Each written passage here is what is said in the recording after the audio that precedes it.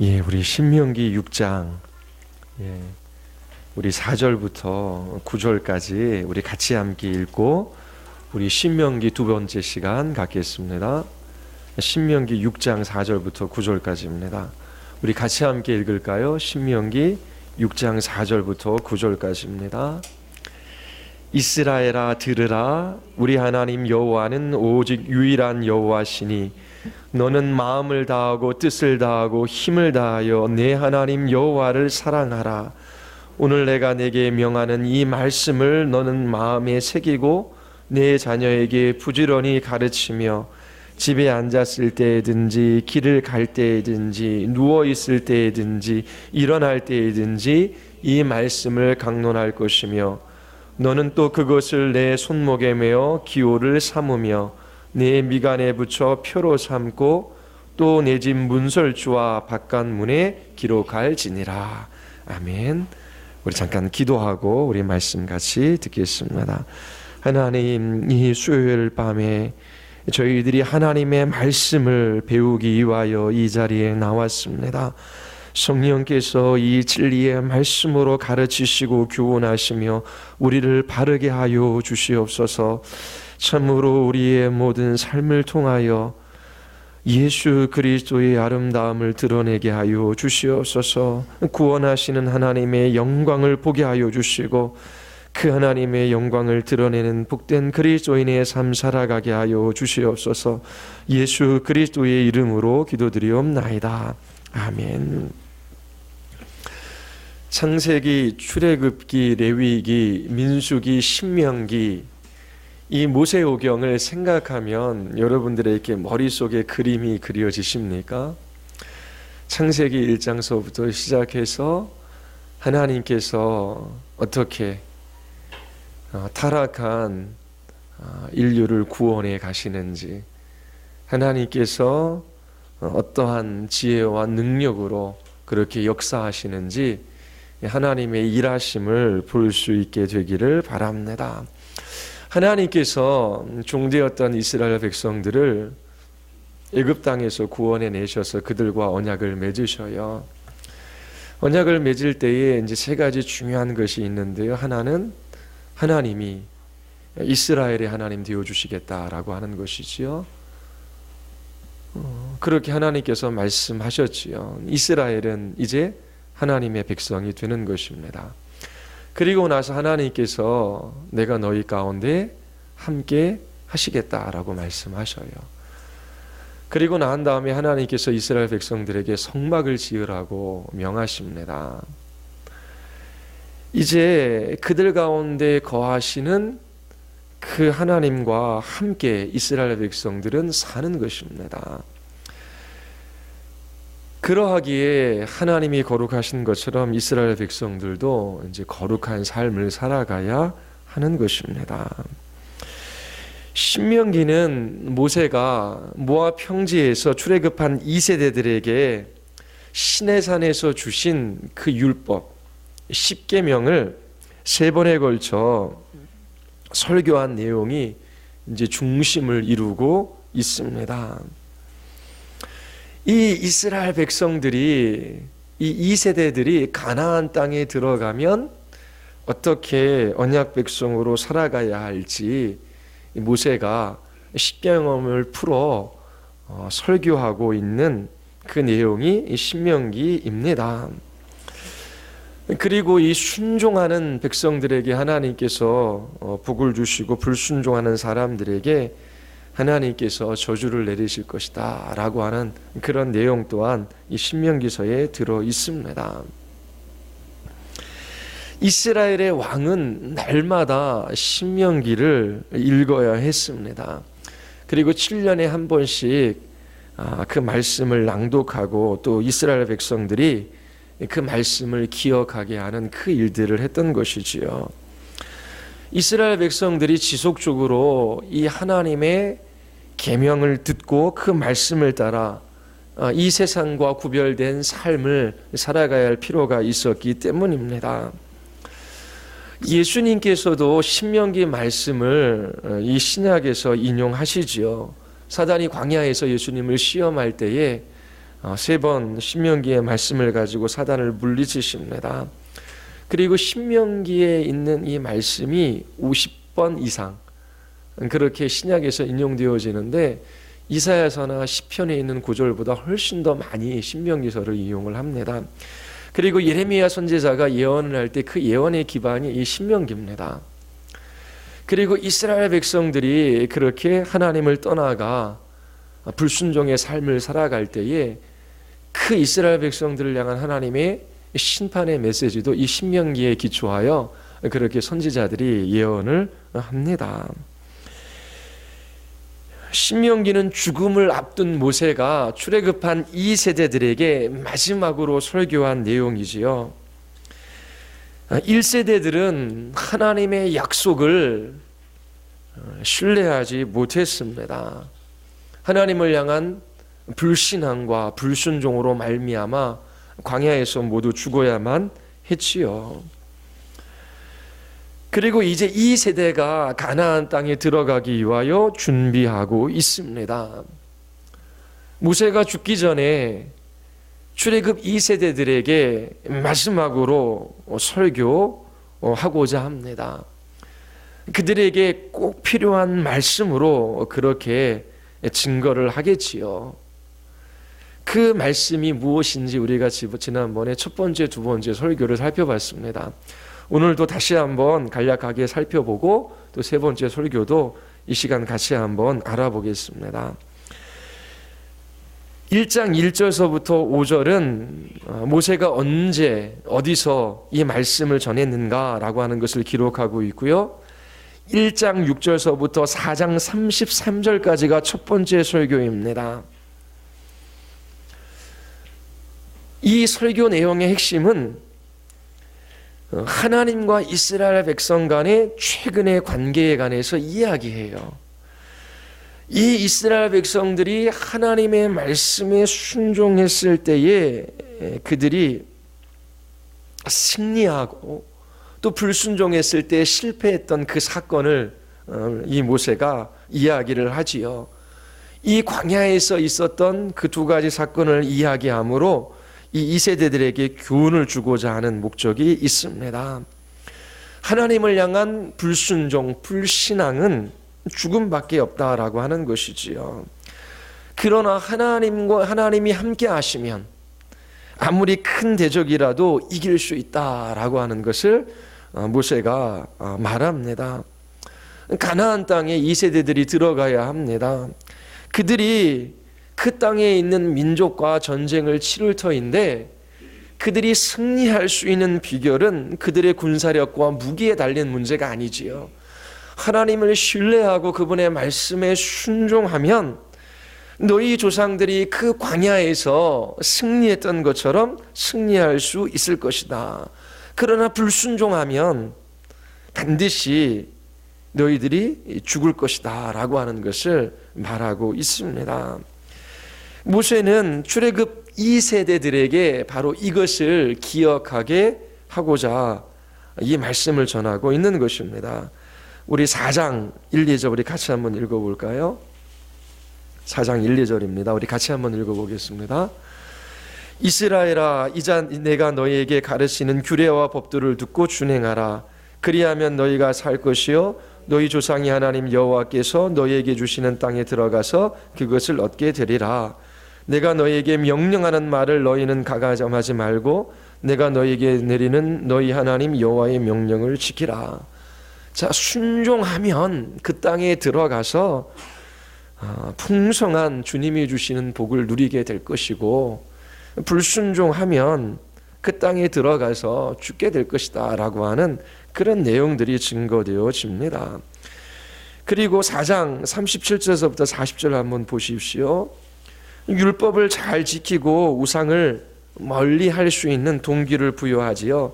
4장 37절, 38절, 39절, 40절 4개의 구절인데 우리 같이 한번 읽겠습니다.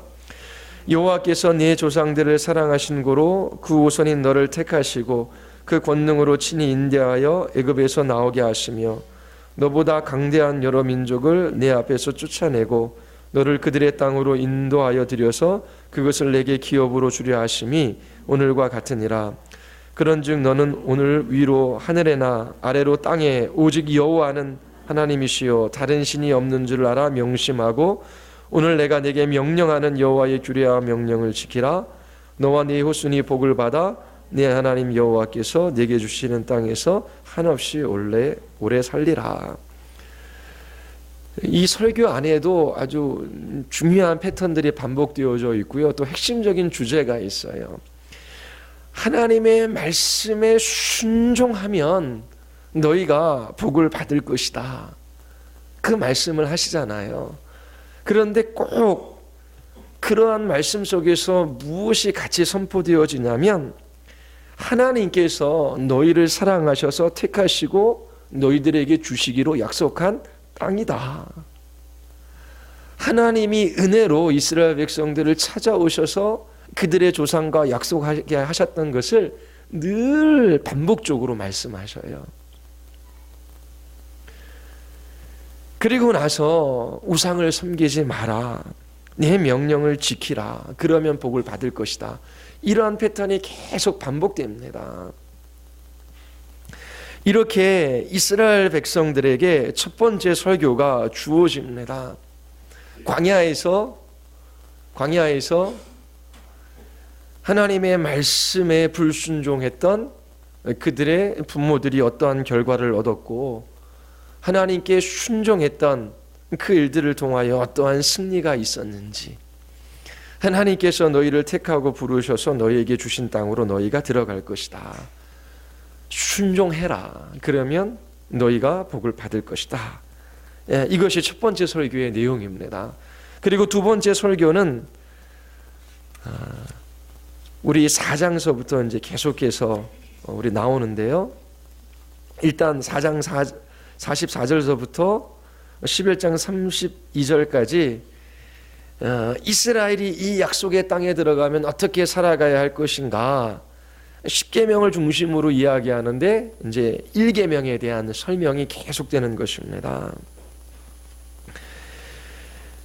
이 세대들에게 10계명을 소개하면서 이제 이 언약이 그들의 조상과만 맺은 것이 아니라 그들과 맺은 언약이라고 그렇게 이제 모세가 다시금 이 세대들에게 말합니다. 우리 5장 1절서부터 3절 우리 같이 한번 읽어보겠습니다. 5장 1절서부터 3절.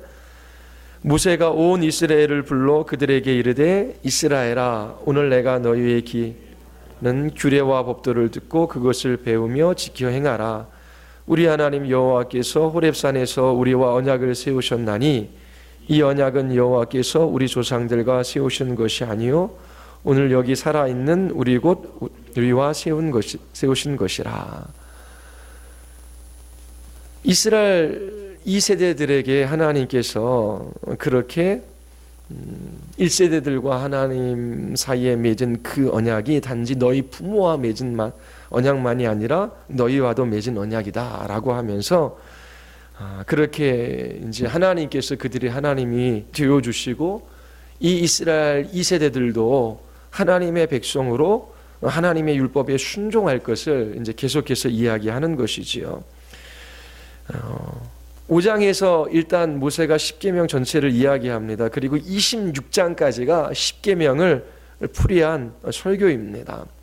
6장서부터 11장까지가 1계명을 풀어 설명한 내용입니다. 6장 4, 5절이 1계명 나 외에는 다른 신들을 내게 두지 말지 나를 풀어 설명한 내용이죠. 이스라엘아 들으라 우리 하나님 여호와는 오직 유일한 여호와시니 너는 마음을 다하고 뜻을 다하고 힘을 다하여 네 하나님 여호와를 사랑하라. 이처럼 하나님만이 유일한 신이시며 여호와만이 참 신이심을 모세가 2세대들에게 설교하고 있습니다.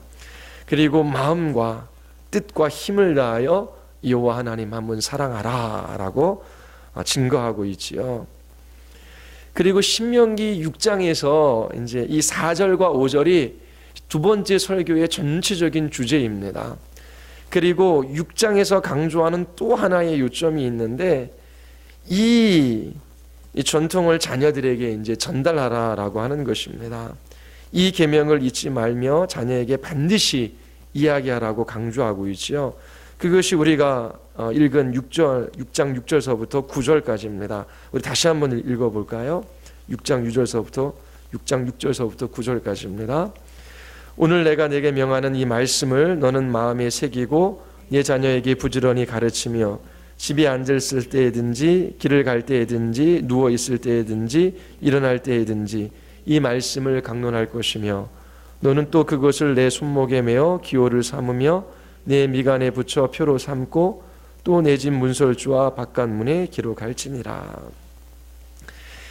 이스라엘에게 풍요로운 약속의 땅이 그렇게 주어질 것입니다. 그 풍요로움은 이스라엘 백성들이 일해서 얻은 것이 아닙니다. 하나님께서 그들에게 짓지 않은 집을 주시고 또 갈지 않은 땅을 밭을 주실 것을 하나님께서 약속해 주셨지요. 그런데 그들이 수고하지 않고 얻은 그 풍요 때문에 그들이 가나안 땅에 들어가서 하나님을 잊어버릴까, 그렇게 이 모세는 염려하고 있는 거죠. 그래서 그들의 자녀들에게 하나님이 얼마나 놀라운 은혜로 종되었던 애굽 땅에서 그들을 인도해 내셨는지 자녀들에게 설명하라고 그렇게 말하고 있는 장면입니다. 하나님께 그렇게 충성하면 복을 누리게 될 것이라고 하는 것을 설명하고 있지요. 이것이 너무나 이제 중요한 요점 중에 하나입니다. 첫 번째는 마음과 뜻과 성품을 다하여 하나님을 사랑하라라고 하는 이 계명이고요. 그리고 하나님께서 어떻게 이스라엘 백성들에게 찾아오셔서 어떻게 그들을 구원하셨는지 그들이 기억하고 그들의 자녀들에게 그렇게 가르치라고 하는 것입니다. 그래서 참으로 하나님을 사랑하는 삶을 살아갈 때에 그들이 복을 누리게 될 것이다 라고 하는 거예요. 이것이 오늘날 우리의 교회 안에서, 이제 가정 안에서 지속적으로 이루어져야 할 것입니다. 이 땅에 살아가는 동안 우리로 하여금 이 하나님의 말씀을 잊어버리게 하는 사단의 전략, 죄의 속임, 그리고 세상의 유혹이 있습니다. 매일매일 일어나는 거예요. 삶이 풍요해서 하나님을 잃어버리기도 하고요. 그리고 너무나 바쁘고 분주한 삶을 살아가기 때문에 그 하나님의 말씀과 관계없이 살아가지요. 그리고 우리의 부모들에게 분명히 하나님께서 주신 사명이 있어요. 우리의 자녀들에게 하나님이 우리에게 베풀어 주신 이 구원의 은혜가 얼마나 놀라운지를 가르치라라고 하는 것입니다. 자녀들에게 물론 말씀을 가지고 가르쳐야 하겠지요. 그런데 가족 관계 속에서는 말씀보다 우리의 말과 우리의 삶의 태도와 우리의 행동이 더 효과 있게 그렇게 우리의 자녀들에게 하나님의 말씀을 가르치는 수단이 되는 것이지요. 그래서 하나님 앞에 우리가 날마다 진실로 하나님을 사랑하는 것이 얼마나 큰 은혜와 복인지, 그리고 그렇게 하나님만 사랑하기로 결단하고 결심하며 그렇게 하나님 앞에 살아갈 수 있는 은혜를 구하는 기도의 삶이 있어야 하는 것이지요. 그리고 모든 삶을 통하여 하나님께서 나에게 베풀어 주시는 그 은혜를 나타내기 위하여 애쓰는 삶을 살아가야 하는 것입니다. 하나님께서 우리에게 주시는 삶은 하나님의 사랑, 그 은혜를 나타내는 통로요, 수단이요, 그리고 도구입니다. 가정을 주셨지요. 그 가정을 통하여 하나님의 은혜를 나타내는 것입니다. 직장을 우리에게 주셨지요. 땀 흘려 일하는 것이 전부가 아니라 그 일하는 것을 통하여 하나님께서 우리에게 베풀어 주시는 구원의 은혜가 얼마나 큰지를 나타내 보여주는 것이지요. 부부관계 속에서 하나님께서 자녀를 주셨어요.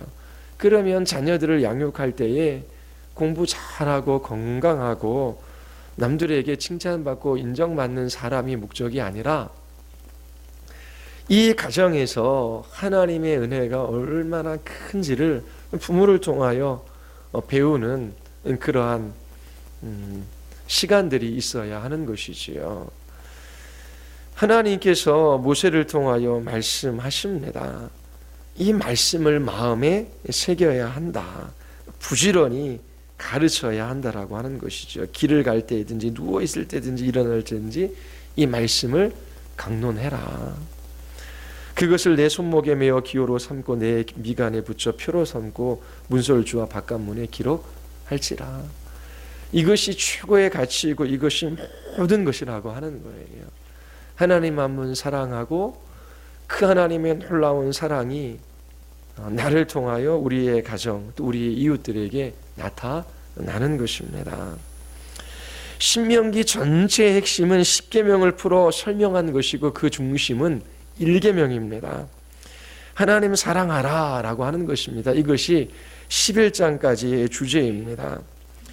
7장을 보면 모세는 그 이스라엘 백성들이 선택받은 거룩하고 특별한 백성임을 다시 한번 이스라엘 백성들에게 상기시킵니다. 7장 6절 한번 보십시오.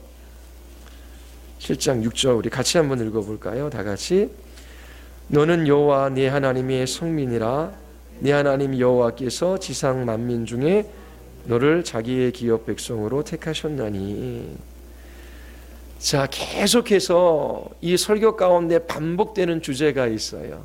하나님께서 너희를 택했다. 너희를 구별시켰다. 그러므로 너희는 구별된 삶을 살아가야 한다. 이런 패턴이 설교에서 계속 반복이 됩니다. 가나안 땅에 들어가면 이 이스라엘 백성들이 그 땅에 있는 사람들과 통혼해서는 안 된다라고 말씀하시거든요.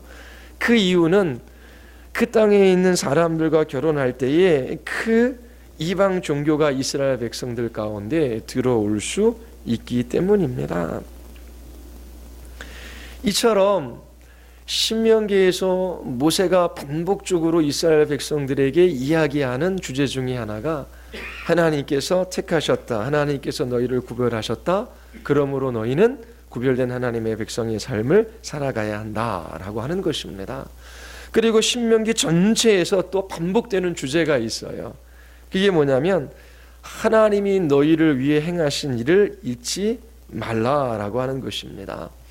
지금 두 번째 설교의 주제는 10계명입니다. 이 10계명을 이스라엘 백성들에게 확대하고 풀어서 지금 설명해 주고 있는 거거든요. 그런데 이 율법을 이야기하는 이 두 번째 설교 속에서 반복적으로 드러나는 것이 너희는 택한 백성이다. 구별된 백성이다. 하나님께서 너희를 위하여 행하신 그 일들을 잊지 말아라 라고 하는 것입니다. 8장 11절 한번 보십시오. 8장 11절 우리 같이 한번 읽어보겠습니다. 다 같이 시작. 내게 명하는 여호와의 명령과 법도와 규례를 지키지 아니하고 내 하나님 여호와를 잃어버리지 않도록 삼갈지어다. 18절서부터 20절까지입니다. 우리 다 같이 읽겠습니다. 다 같이 시작.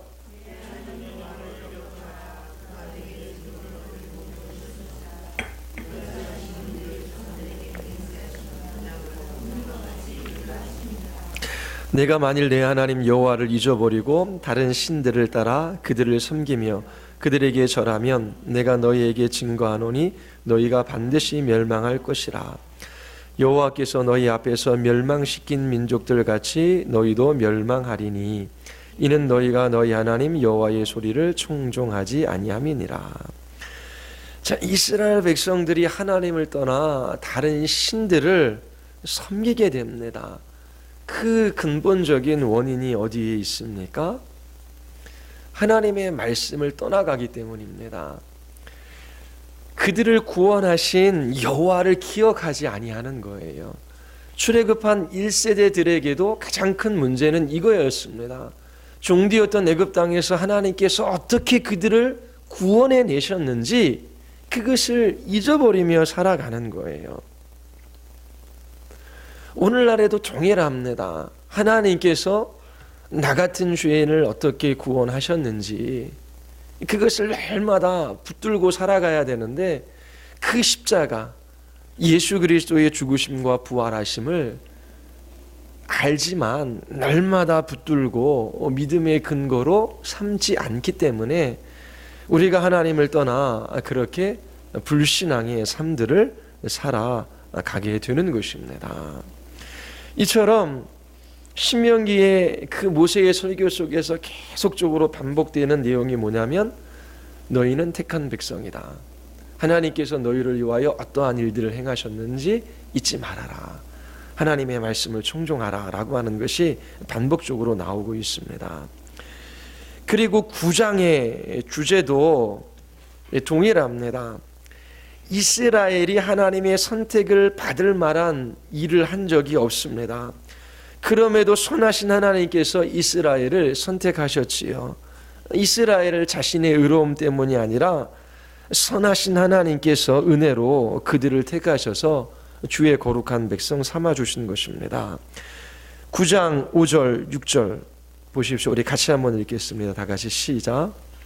내가 가서 그 땅을 차지함은 내 공의로 말미암도 아니며 내 마음이 정직함으로 말미암도 아니요 이 민족들이 악함으로 말미암아 내 하나님 여호와께서 그들을 내 앞에서 쫓아내심이라. 여호와께서 이같이 하심은 내 조상 아브라함과 이삭과 야곱에게 하신 맹세를 이루려 하심이니라. 그러므로 내가 알 것은 내 하나님 여호와께서 내게 이 아름다운 땅을 기업으로 주신 것이 내 공의로 말미암이 아니니라. 너는 목이 곧은 백성이니라. 광야에서도 하나님께서 거역하는 이스라엘 백성들, 우상을 섬기는 이스라엘 백성들을 하나님께서 심판하시지 아니하시고 은혜로 그들을 용서해 주시지요. 이스라엘 백성들이 의로워서 가나안 땅에 들어갈 수 있었던 것이 아닙니다. 선하신 하나님께서 그들의 조상 아브라함과 약속하셨던 그 약속을 신실하게 이루어 가시기에 그들이 그 가나안 땅에 들어갈 수 있었던 것이지요. 우리 7절 8절도 우리 보겠습니다. 너는 광야에서 내 하나님 여호와를 경노하게 하던 일을 잊지 말고 기억하라. 내가 애굽 땅에서 나오던 날부터 이곳에 이르기까지 늘 여호와를 거역하였으되 호렙산에서 너희가 여호와를 경노하게 하였으므로 여호와께서 진노하사 너희를 멸하러 하셨느니라. 이스라엘이 하나님 앞에 의로워서 가나안 땅에 들어간 것이 아닙니다. 지속적으로 모세의 설교 속에서 발견되는 주제가 무엇이지요?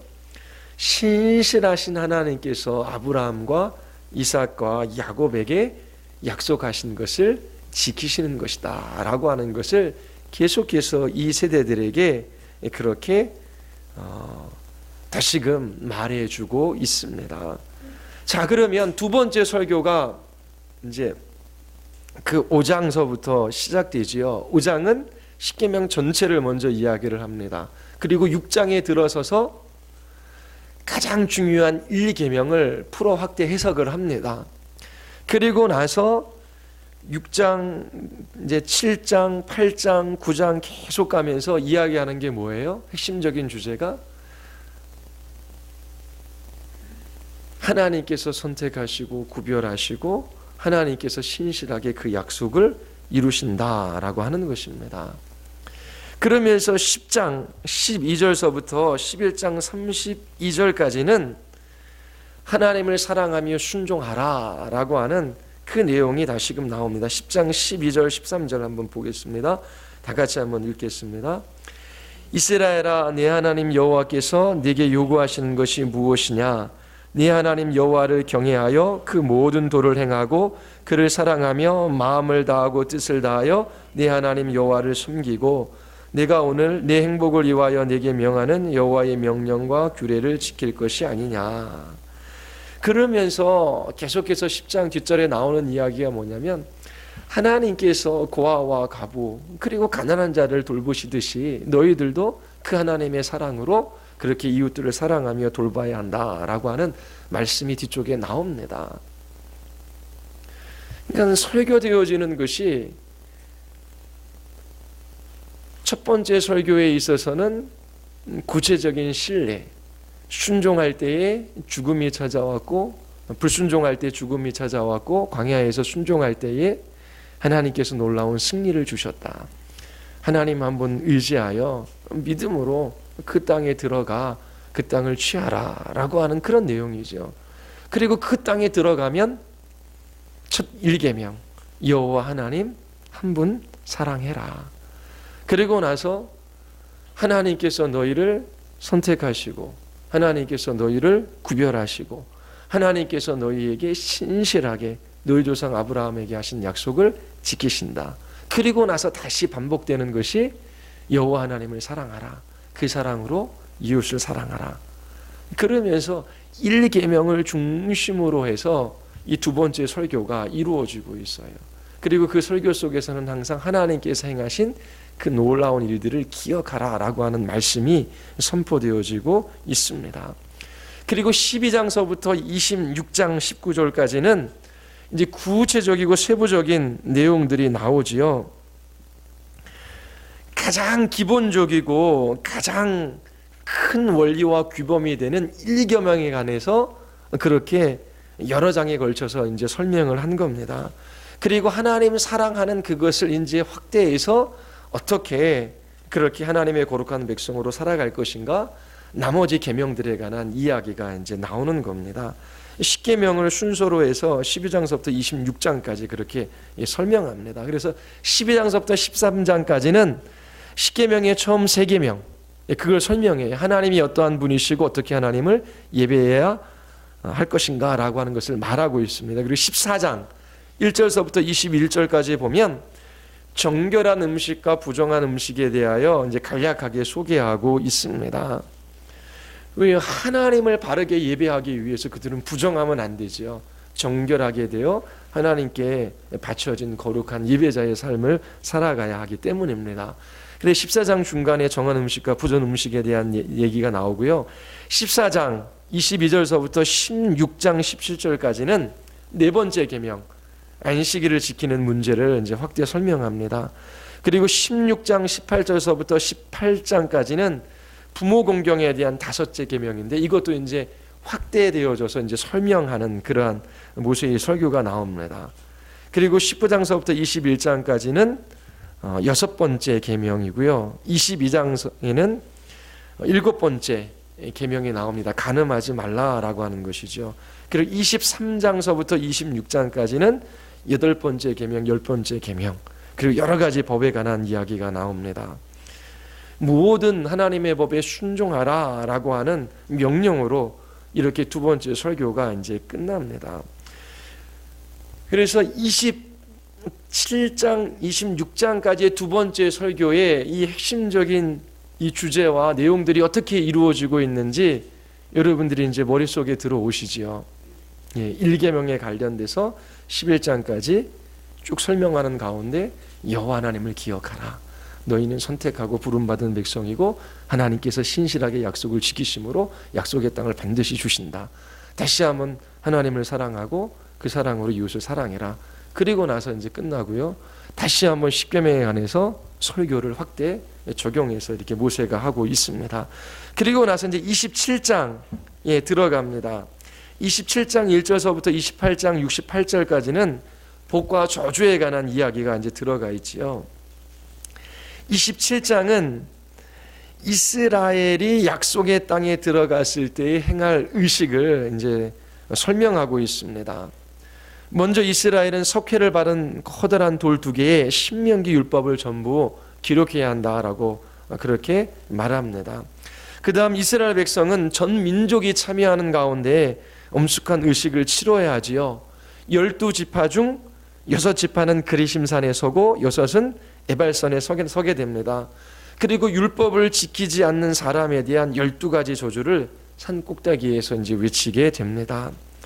28장은 모세는 언약을 지켰을 때와 그렇지 않을 때를 대조해서 이제 이야기합니다. 하나님께 순종하면 이스라엘 백성들은 풍성한 복을 받게 될 것이고, 불순종하면 끔찍한 저주가 이스라엘에게 임할 것이다 라고 그렇게 경고합니다. 저주가 뭡니까? 비가 내리지 않아요. 그리고 곡식이 다 죽습니다. 가축 또한 번식하지 못해요. 그리고 이민족, 대적들이 쳐들어와서 이스라엘 백성들을 치지요.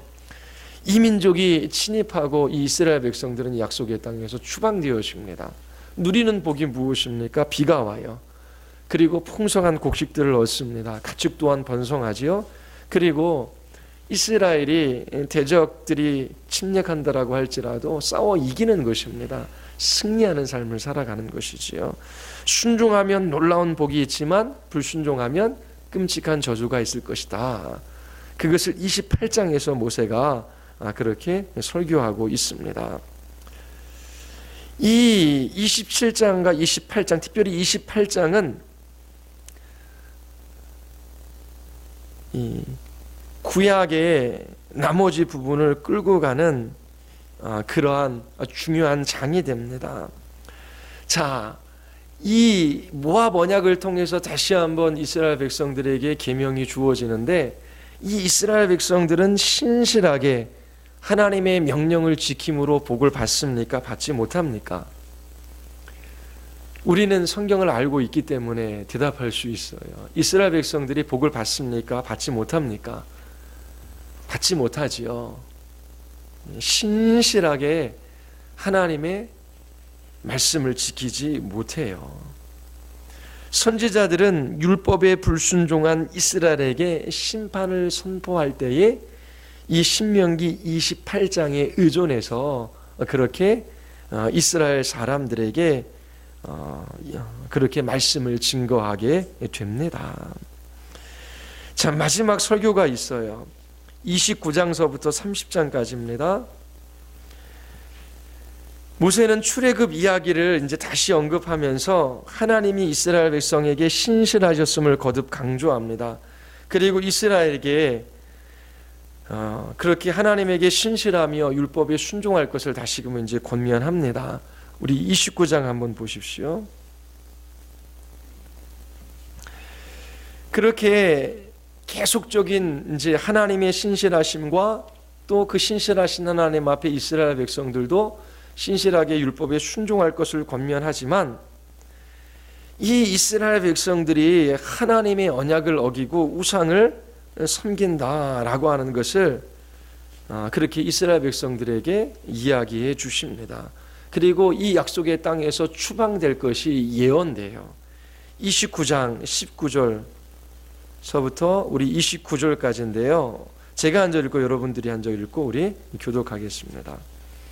29장 19절서부터 29절까지입니다. 이 저주의 말을 듣고도 심중에 스스로 복을 빌어 이르기를, 내가 내 마음이 완약하여 젖은 것과 마른 것이 멸망할지라도 내게는 평안이 있으리라 할까 함이라.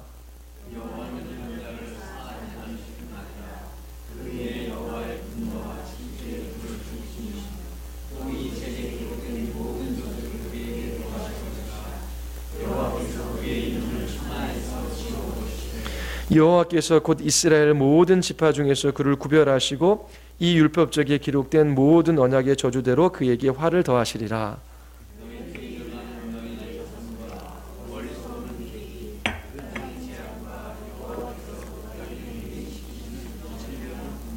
그 땅이 유황이 되며 소금이 되며 또 불에 타서 심지도 못하며 결실함도 없으며 거기에는 아무 풀도 나지 아니함이, 옛적에 여호와께서 진노와 격분으로 멸하신 소돔과 고모라와 아드마와 스보임과 무너짐과 같음을 보고 물을 것이요.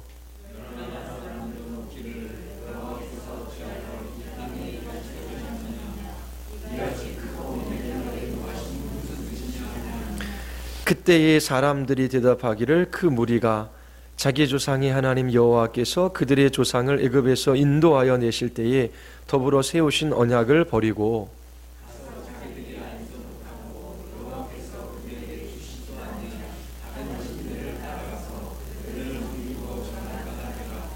이러므로 여호와께서 이 땅에 진노하사 이 책에 기록된 모든 저주대로 재앙을 내리시고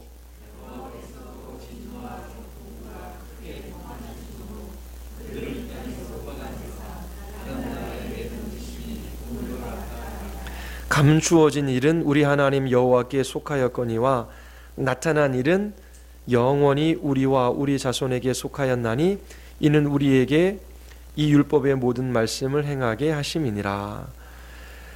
29절까지 모세의 예언인데요. 이 이스라엘 백성들이 가나안 땅에 들어가서 하나님의 말씀을 순종하지 않습니다. 우상을 섬겨요. 그 땅에서 추방되어집니다. 31장 16절 한번 보십시오. 31장 16절 우리 같이 한번 읽겠습니다. 또 여호와께서 모세에게 이르시되 너는 네 조상과 함께 누우려니와 이 백성은 그 땅으로 들어가 음란히 그 땅의 이방 신들을 따르며 일어날 것이요 나를 버리고 내가 그들과 맺은 언약을 어길 것이라. 그래서 하나님께서 말씀하시지요. 이스라엘 백성들이 하나님과 맺은 언약을 어길 것이다 라고 말씀하셔요. 심지어 이것을 노래로 만들어 부르기까지 하라고 그렇게 말씀하시거든요. 20절도 우리 한번 읽어보겠습니다. 20절 다 같이 시작. 내가 그들의 조상들에게 맹세한 바 젖과 꿀이 흐르는 땅으로 그들을 인도하여 들인 후에 그들이 먹어 배부르고 살찌면 돌이켜 다른 신들을 섬기며 나를 멸시하여 내 언약을 어기리니. 가나안 땅에 들어간 이스라엘 백성들 하나님과 맺은 그 언약을 신실하게 이행하지 않습니다. 그들은 이민족의 침임을 받고 가나안 땅에서 쫓겨나고 나중에 포로된 삶을 살아가게 됩니다. 그러나 모세의 예언이 여기에서 끝나는 것이 아니라 하나님께서 이스라엘 백성들을 약속의 땅으로 되돌리시고 복을 주실 것을 예언하십니다. 그것이 30장에 나와 있어요. 자, 30장 1절서부터 10절까지의 말씀입니다. 제가 한 절 읽고 여러분들 한 절 읽고 교독할게요. 내가 내게 진술한 모든 복과 저주가 내게 임함으로 내가 내 하나님 여호와로부터 쫓겨간 모든 나라 가운데서 이 일이 마음에서 기억이 나거든.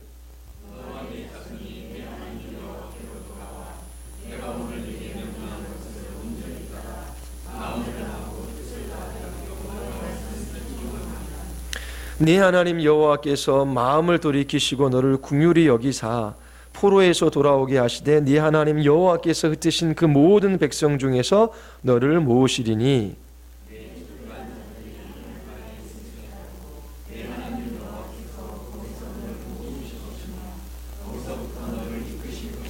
네 하나님 여호와께서 너를 내 조상들의 차지한 땅으로 돌아오게 하사 내게 다시 그것을 차지하게 하실 것이며 여호와께서 또 내게 선을 행하사 너를 내 조상들보다 더 번성하게 하실 것이며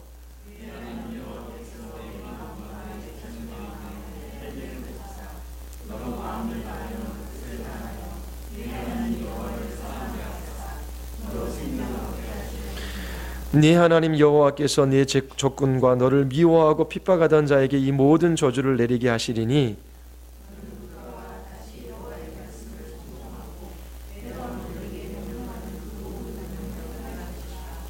내가 하나님 여호와의 말씀을 청종하여 이 율법책에 기록된 그의 명령과 그 규례를 지키고 내 마음을 다하며 뜻을 다하여 여호와 내 하나님께 돌아오면. 10절입니다.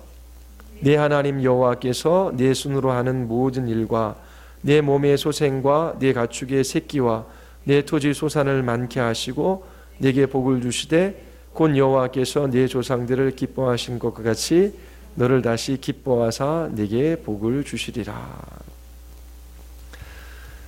가나안 땅에 들어가서 이스라엘 백성들이 겪을 일들에 관하여 미리 예언되어집니다.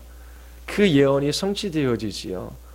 또 가나안 땅에서뿐만 아니라 그들이 나중에 왕국을 세우고 또 그 왕국들이 멸망하고 바벨론의 포로로 끌려가지요. 그 땅에서 하나님께서 돌이킬 것을 그렇게 하나님께서 약속하고 계십니다. 회복에 대한 예언이지요. 이 모세의 예언은 앞으로 일어날 선지자들의 모든 예언에 또한 근거가 됩니다. 그래서 이 모세의 예언을 근거로 이스라엘 백성의 회복을 예언자들이, 선지자들이 그 예언서에서, 선지자에서 선포하게 됩니다. 그러니까 모세가 신명기에서 설교한 이 내용이 앞으로 일어날 모든 선지자들이 예언할 내용의 핵심 주제예요. 그 주제가 뭡니까? 하나님께 순종하면 복을 받고 불순종하면 심판을 받게 될 것이다. 여호와께 돌아오라 라고 하는 그 내용이에요. 그러면서 하나님께서 어떻게 신실하게 이스라엘 백성들에게 역사하셨는지 그것들을 이야기하며 돌아올 것을 촉구해요. 이스라엘 백성들이 돌아옵니까? 안 돌아옵니다. 나중에 나라가 멸망하지요. 근데 그 후기 선지자들도 이 멸망을 통해서 하나님께서 다시 이스라엘을 회복시킬 것에 대한 예언을 이야기해요. 어디에 근거해서요? 이 모세의 예언, 신명기서를 근거로 해가지고 그렇게 선지자들이 예언을 하게 되는 것입니다. 이것이 또한 우리와 관계도 있지요. 모세의 마지막 권면이 15절서부터 이제 20절까지 나옵니다. 생명과 복과 사망과 화가 내 앞에 있다. 선택해라 라고 하는 그런 내용입니다. 그게 마지막 권면이거든요. 우리 15절서부터 20절까지 제가 한 절 읽고 여러분들 한 절 읽고 우리 교독하겠습니다. 보라, 내가 오늘 생명과 복과 사망과 화를 내 앞에 두었나니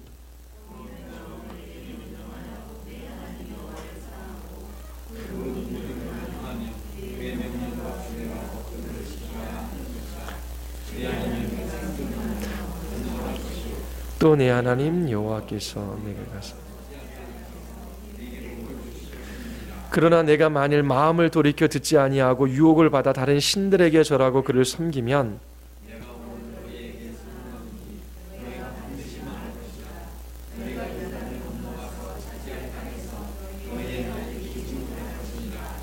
내가 오늘 하늘과 땅을 불러 너에게 증거를 삼노라. 내가 생명과 사망과 복과 저주를 내 앞에 두었은즉 너와 네 자손이 살기 위하여 생명을 택하고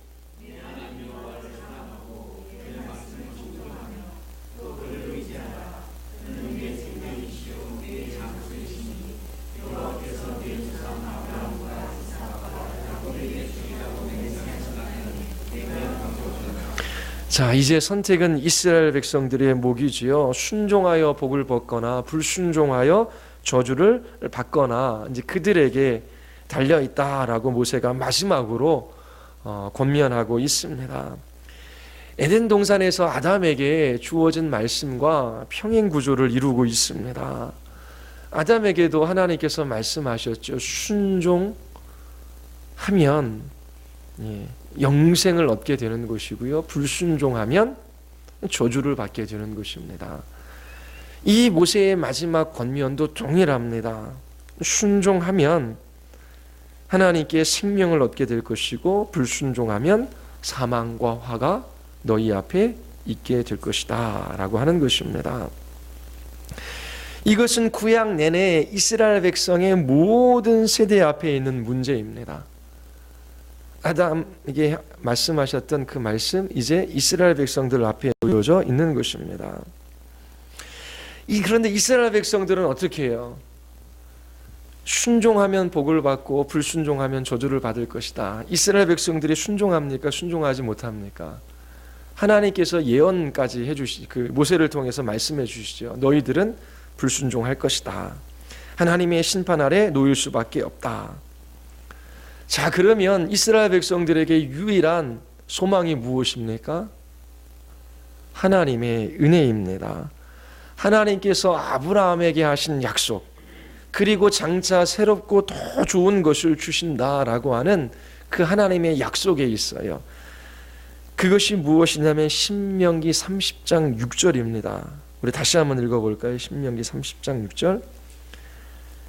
내 하나님 여호와께서 내 마음과 내 자손의 마음의 할례를 베푸사 너로 마음을 다하여 뜻을 다하여 내 하나님 여호와를 사랑하게 하사 너로 생명을 얻게 하실 것이다.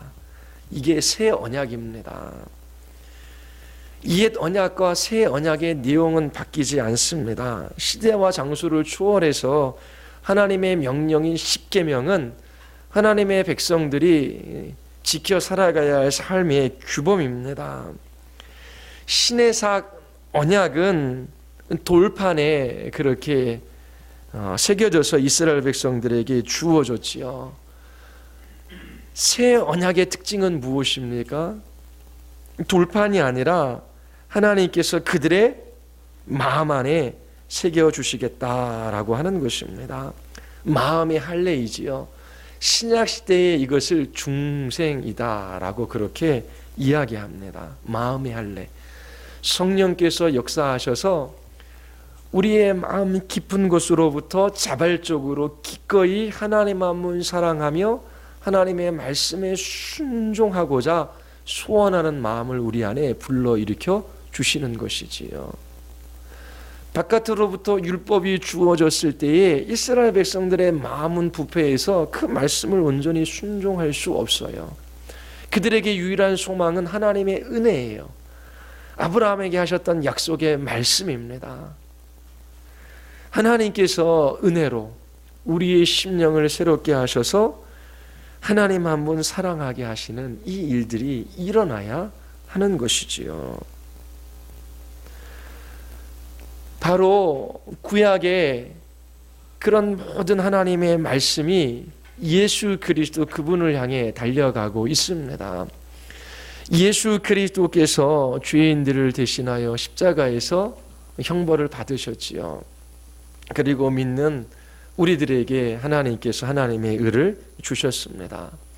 성령께서 우리를 예수 그리스도 앞으로 인도하셔서 그리스도께서 행하신 큰 놀라운 일들을 우리의 마음 안에 나타내어 보여주시고 우리 안에 적용하게 하실 때에 이처럼 우리 안에 하나님의 사랑이 마음 안에 부음받아지고 그 하나님의 사랑에 대한 놀라운 고백들이 일어나는 거예요.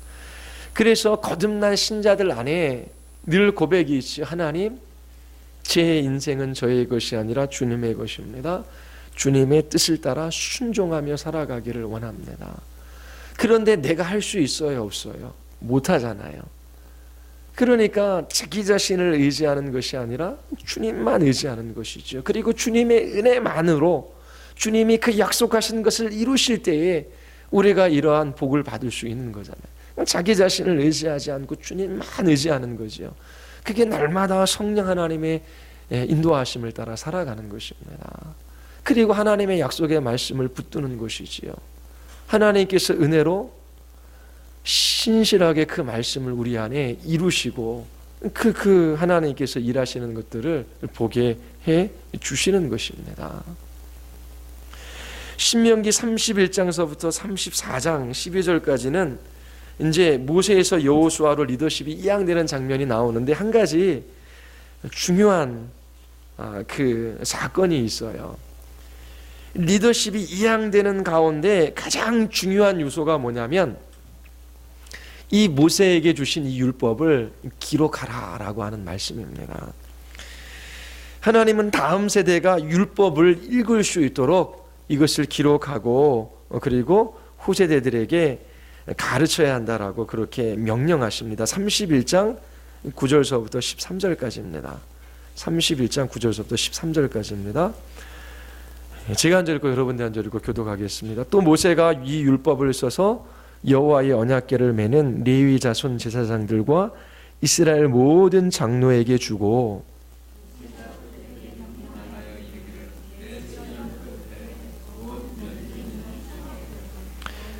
온 이스라엘이 내 하나님 여호와 앞 그가 택하신 곳에 모일 때 이 율법을 낭독하여 온 이스라엘에게 듣게 할지니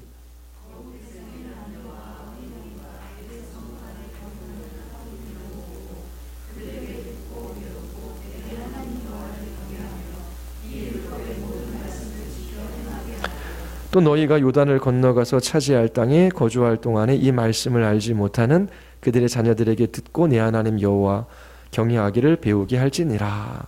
자, 보십시오. 이제 요 뒤쪽에는 이제 모세는 죽고 이제 여호수아가 세워지는 과도기거든요.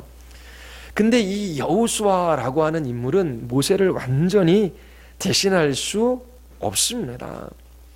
여호수아는 지도자가 되어 가나안 땅을 정복하게 될 것입니다. 그러나 출애굽기에서 그리고 민수기에서 신명기에서 모세가 하나님과 이스라엘 사이에 중재자 역할을 했던 그것은 여호수아는 하지 못해요.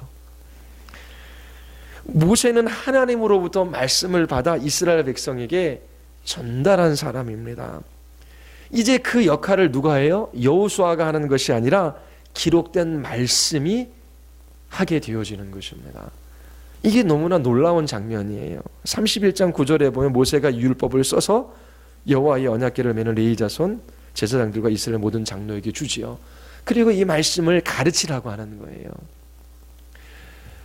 하나님께서 모세라고 하는 그러한 사람을 부르셔서 이스라엘 백성들 사이에 중보자 역할을 감당하게 하셔요. 모세가 하나님을 대면했습니다. 하나님의 말씀을 직접 받아서 전달해 줬어요.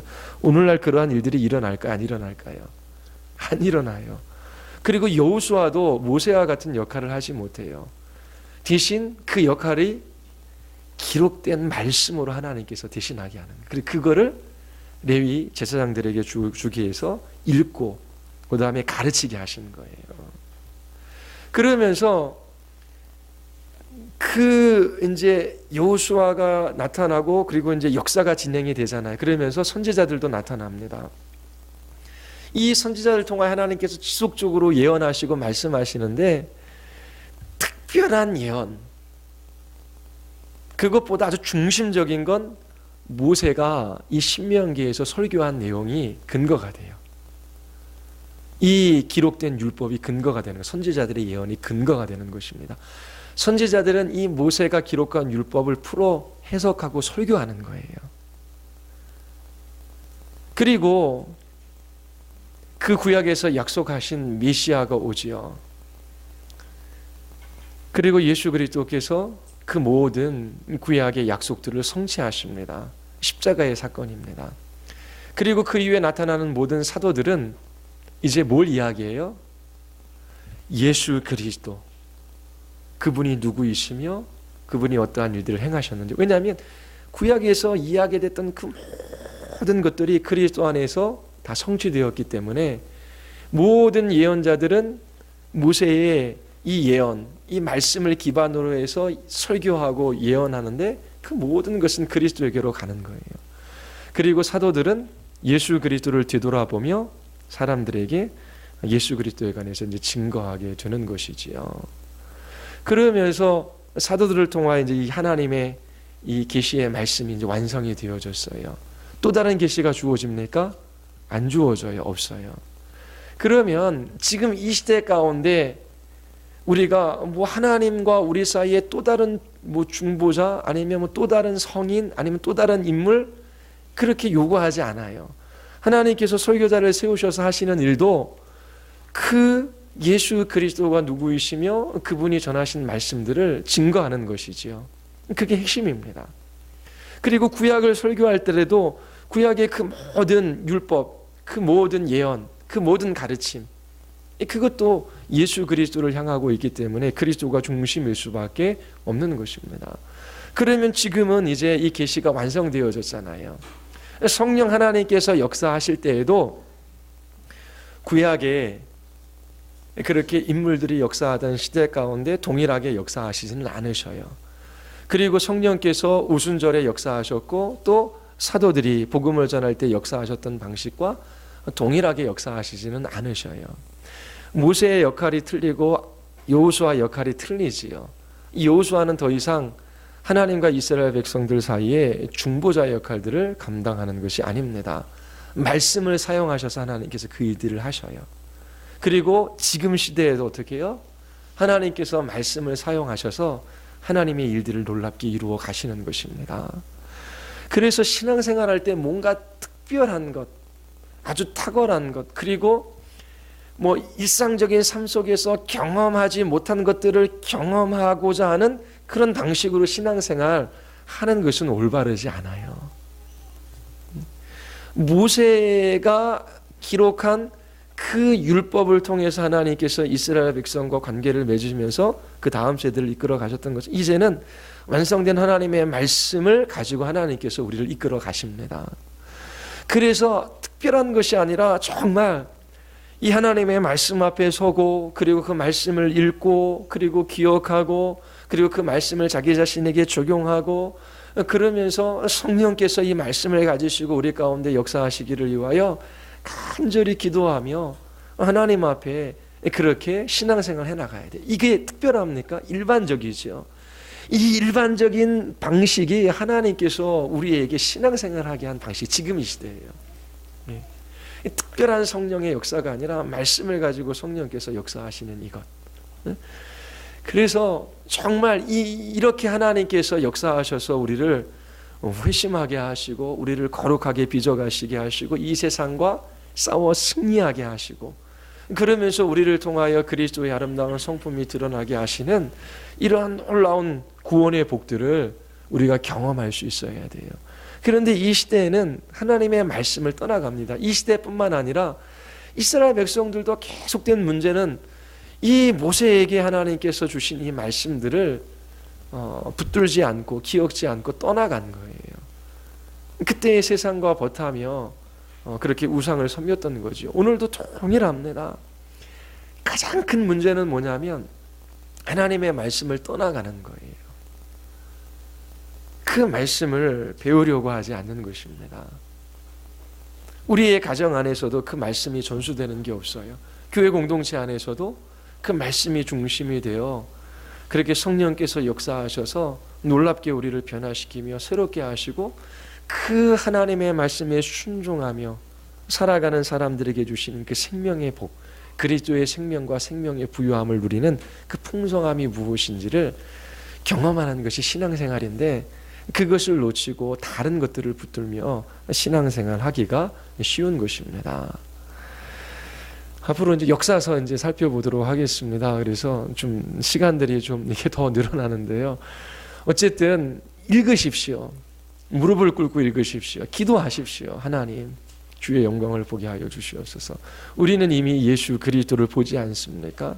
그리스도 안에서 이 모든 것들이 어떻게 이루어졌는지 보게 될 때에 너무나 감동하고 감격하며 그렇게 하나님 앞에 그 주신 은혜를 붙들고 그렇게 믿음으로 살아갈 수 있게 되는 것입니다. 우리 같이 한번 기도하시겠습니다.